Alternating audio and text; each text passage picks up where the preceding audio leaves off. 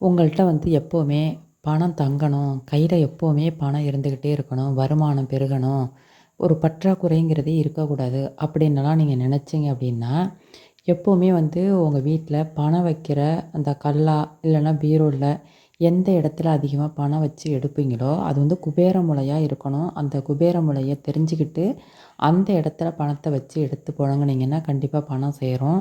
அதேபோல் அந்த பணம் வைக்கிற இடத்துல பச்சை கற்பூரம், ஏலக்காய், வெட்டிவேரு இப்படி வாசனை நிறைந்த பொருட்களை அந்த இடத்துல வைக்கிறது ரொம்ப நல்லது. இது பணத்தை உங்களுக்கு ஈர்த்து கொடுக்கும்.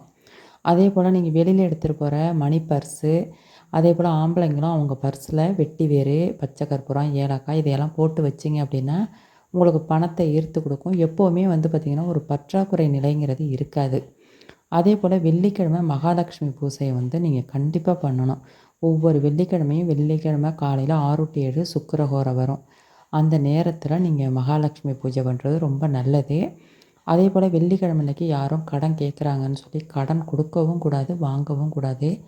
ரொம்ப ஒரு அவசர நிலை, ஒரு மருத்துவம் இல்லை ஏதாவது ஒரு ரொம்ப ரொம்ப அவசரம், இது கொடுத்தே ஆகணுங்கிற கட்டாயம் இருந்தால் கொடுக்கலாம்.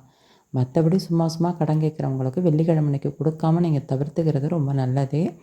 எப்போவுமே மகாலட்சுமியை நம்ம மதித்து நடக்கணும்.